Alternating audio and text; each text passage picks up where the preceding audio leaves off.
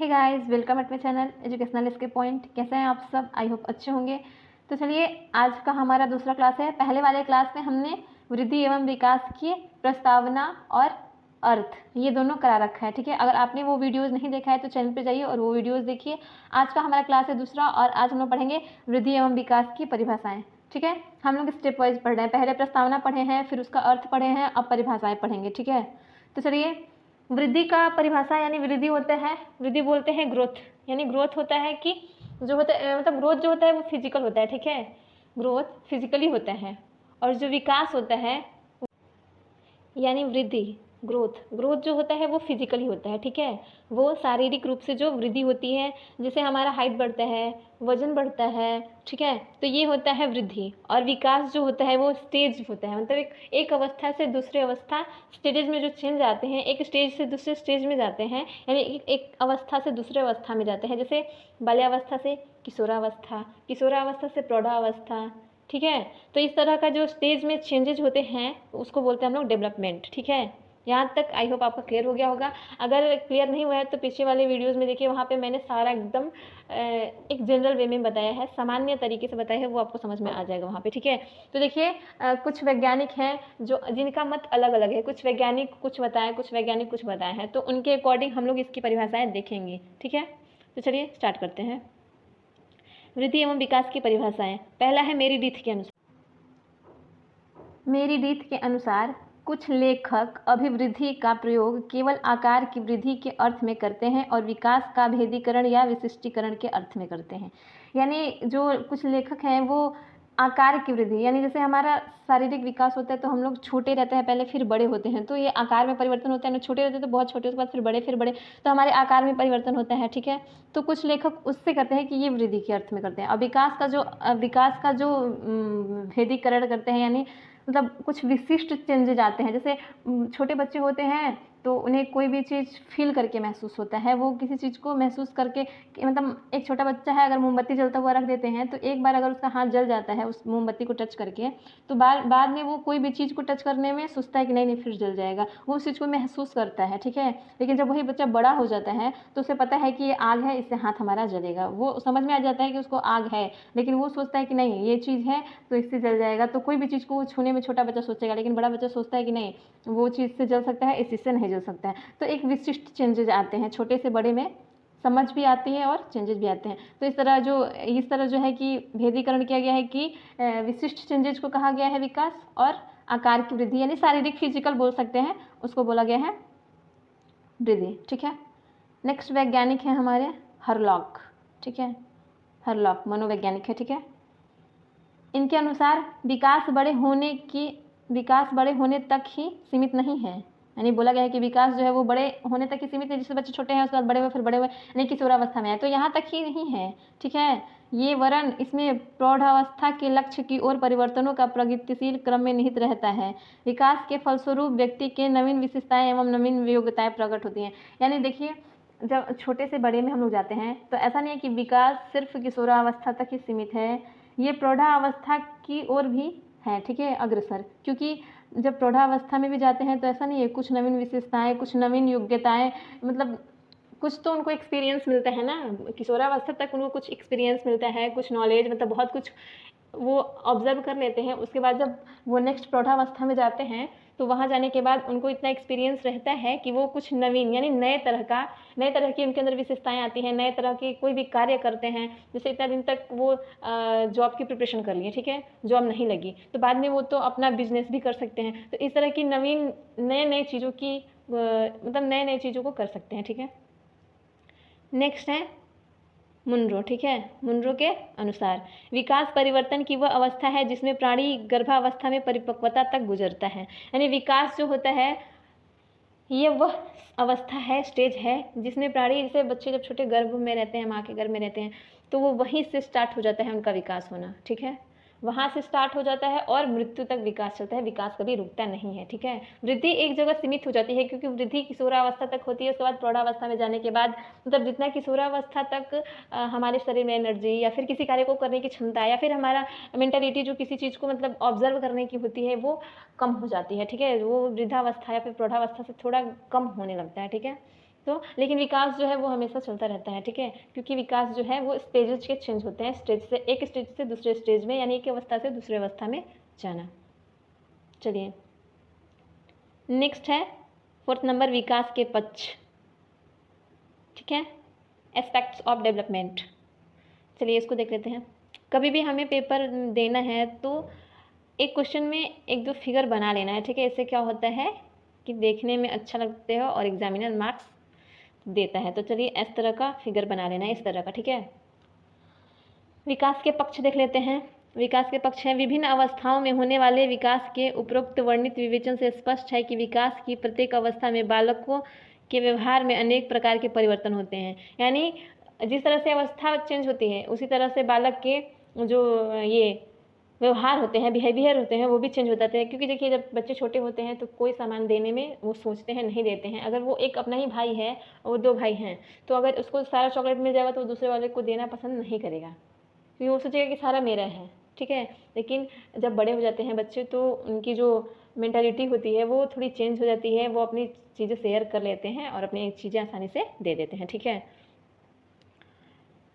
उसके आगे है, बालक के व्यवहार में होने वाले परिवर्तनों के आधार पर विकास को अग्रांकित पक्षों में विभक्त किया जा सकता है। देखिए बालकों का विकास जो शारीरिक विकास, मानसिक विकास, ठीक है। चलिए देखिए विकास के पक्ष कौन कौन से हैं। चलिए विकास के पक्ष, एस्पेक्ट्स ऑफ डेवलपमेंट, ठीक है। फर्स्ट है फिजिकल डेवलपमेंट, शारीरिक विकास। सेकंड है मेंटल डेवलपमेंट, मानसिक विकास। थर्ड है सोशल डेवलपमेंट, सामाजिक विकास। फोर्थ है इमोशनल डेवलपमेंट, संवेगात्मक विकास। फिफ्थ है मोरल डेवलपमेंट, नैतिक विकास, ठीक है। इनको एक एक करके एक्सप्लेन करेंगे, ठीक है। देखिए शारीरिक विकास, शारीरिक विकास के अंदर यह आता है, जैसे बच्चा छोटा होता है तो बड़ा, पहले बच्चा छोटा होता है, फिर बड़ा होता है, फिर बड़ा होता है, तो उसके आकार में चेंजेस आते हैं, उसके वेट में यानी वजन में भी परिवर्तन आते हैं, ठीक है। तो जो भी शरीर में जितने भी चेंजेज होते हैं, ठीक है, जितने भी डेवलपमेंट होते हैं, जैसे किशोरावस्था तक आने तक अब एक बच्चे में संपूर्ण विकास हो जाता है, ठीक है, इन फिजिकल, ठीक है, फिजिकली संपूर्ण विकास हो जाता है। तो जो शरीर में जितने सारे एक शैशवावस्था से लेके और किशोरावस्था तक जितने सारे चेंजेस होते हैं, जितने सारे परिवर्तन होते हैं, वो क्या होते हैं, वो किसके अंतर्गत आते हैं, तो शारीरिक, वो शारीरिक विकास के अंतर्गत आते हैं। मानसिक विकास हो गया मेंटल डेवलपमेंट, ठीक है। मेंटल डेवलपमेंट में क्या होता है कि जैसे बच्चे छोटे होते हैं तो कोई चीज़ शेयर नहीं करते हैं, या फिर उनकी मेंटालिटी होती है कि ये चीज़ मेरा है, ये चीज़ हम किसी को नहीं देंगे, ठीक है। या फिर ये भी होता है मेंटल डेवलपमेंट की 4-5 साल के बच्चे होते हैं और वो 1-2 साल बच्चे जैसे रिएक्ट करते हैं। यानी मेंटल का होता है, मेंटल में ये होता है कि जैसे ही जैसे उनकी शारीरिक वृद्धि हो रही है, जैसे उनकी उम्र चेंज हो रही है, जैसे 1 साल 2 साल 4 साल 5 साल, उसके अकॉर्डिंग उनकी मेंटलिटी भी चेंज हो रही है, ठीक है, उनकी मेंटालिटी चेंज हो रही है। और कोई बच्चा होता है जो 15 साल का होता है और 5 साल बच्चे जैसा रिएक्ट करता है, तो वहाँ उनकी मेंटल डेवलपमेंट नहीं हुई होती है, ठीक है। तो ये चीज़ होती है मेंटल डेवलपमेंट, मानसिक विकास। थर्ड है सोशल डेवलपमेंट, यानी सामाजिक विकास, ठीक है। जैसे बच्चा होता है पहले तो शुरू में बच्चा घर में रहते हैं, फिर घर के बाद वो आसपास पड़ोस में जाता है, वहाँ पे अपना सामंजस्य स्थापित करता है, यानी एक दूसरे से मतलब कनेक्ट होता है, बोले तो एक दूसरे से जुड़ता है, ठीक है। फिर उसके बाद वो स्कूल जाता है। कुछ बच्चे होते हैं जो घर मतलब जहाँ से उनको पढ़ने लिखने का नहीं, जैसे कुछ परिवार के लोग होते हैं जो बच्चों को पढ़ने लिखने के लिए उत्साहित नहीं करते हैं, या फिर उनको नहीं बोलते कि हाँ पढ़ो ऐसा करके, तो वहाँ पे क्या होता है कि उनका सोशल डेवलपमेंट नहीं होता है, वहाँ पे उनका विकास नहीं होता है, क्योंकि वो तो घर में ही रहे, घर में ही मतलब घर में ही बड़े पले बड़े जो भी हुए, तो वहाँ उनका सोशल डेवलपमेंट नहीं होता है। हाँ वही अगर बच्चा बाहर गया, फिर उसके बाद स्कूल में गया, कॉलेज में गया, वहाँ पे किस तरह का पढ़ाई होता है, किस तरह का इन्वायरमेंट है, किस तरह के टीचर्स हैं, किस तरह के, क्योंकि बच्चे जो होते हैं वो घर और पड़ोस में ही रह जाते हैं। जब बच्चे विद्यालय में जाते हैं तो वहाँ बहुत तरह के बच्चे आते हैं अलग अलग, और जैसे स्कूल में तो स्कूल, अगर यूनिवर्सिटी में जाते हैं तो वहाँ क्या होता है कि बहुत दूर दूर के बच्चे जो होते हैं वो यूनिवर्सिटी में आते हैं, तो वहाँ अलग अलग क्षेत्र के अलग अलग लोग आते हैं, जिनकी बोली अलग, रहने का ढंग अलग, मतलब हर कुछ अलग होता है, जिससे हम लोग क्या करते हैं तो सीखते हैं, ठीक है।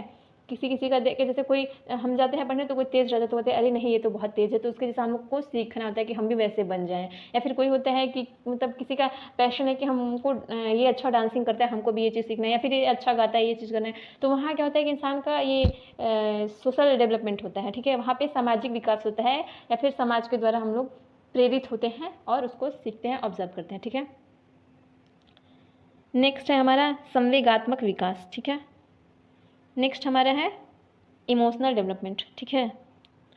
इमोशनल डेवलपमेंट होता है यानी संवेग, अपने जो, जैसे हम लोग छोटे रहते हैं तो कहीं भी अपनी प्रॉब्लम्स बता देते हैं, रो लेते हैं, हंस लेते हैं, यानी कोई भी क्रिया कर लेते हैं। लेकिन जब वही हम बड़े हो जाते हैं तो किसी के सामने अपने संवेग को प्रदर्शित करें, यानी सबके सामने हम अपने संवेग को प्रदर्शित नहीं कर सकते, अपने इमोशन को नहीं रख सकते हैं, ठीक है।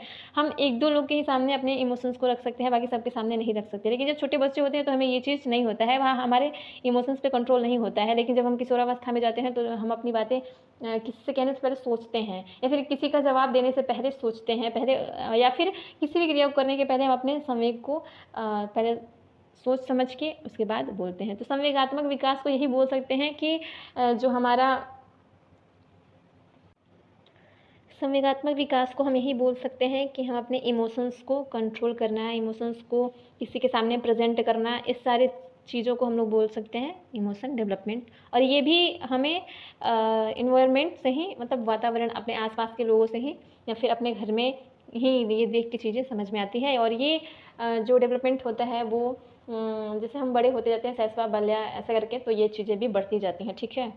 नेक्स्ट है 5 नंबर मोरल डेवलपमेंट, नैतिक विकास। तो नैतिक होता है यानी नैतिकता का मतलब होता है कि किसी चीज़ को जैसे मैं एक छोटा सा एग्जांपल लेके आपको डिफाइन करती हूँ कि छोटा बच्चा होता है वो कोई चीज़ शेयर नहीं कर पाता, लेकिन जब बड़ा हो जाता है अपना कोई भी चीज़ हो, ये चीज़ को बोलता है कि नहीं ये मेरे मम्मी का चीज़ है, ये मेरे पापा का चीज़ है, नहीं देंगे। या फिर कोई भी चीज़ होता है, चॉकलेट वगैरह चाहे कुछ भी, वो नहीं देता है। वहाँ अपना नैतिकता होता है कि नहीं ये चीज़ मेरा है, ये हम नहीं देंगे, ठीक है। तो ये चीज़ें जो होती है, अपनापन जो वो करता है कि नहीं ये चीज़ मेरा है, वो नैतिकता होती है। लेकिन ये भी डेवलपमेंट के साथ बदल जाती है, ठीक है। जब वो बड़ा होता है तो वो चीज़ें अपनी शेयर करता है, ठीक है।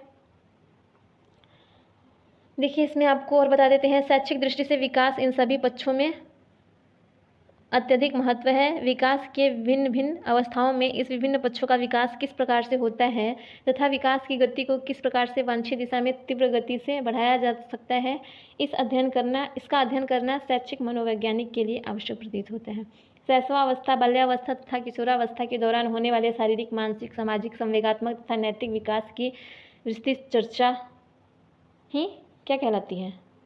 विकास की पक्ष क्या कहलाते हैं? विकास के पक्ष कहलाते हैं, ठीक है। तो आज के लिए बस इतना ही, मिलते हैं नेक्स्ट वीडियो में। अगर वीडियो अच्छी लगे तो लाइक करें, शेयर करें और सब्सक्राइब कर छोटे से बेल आइकन को क्लिक करना ना भूलें। थैंक्स। और हाँ, वीडियो कैसा लगा ये आप कमेंट सेक्शन में ज़रूर बताइएगा, ठीक है।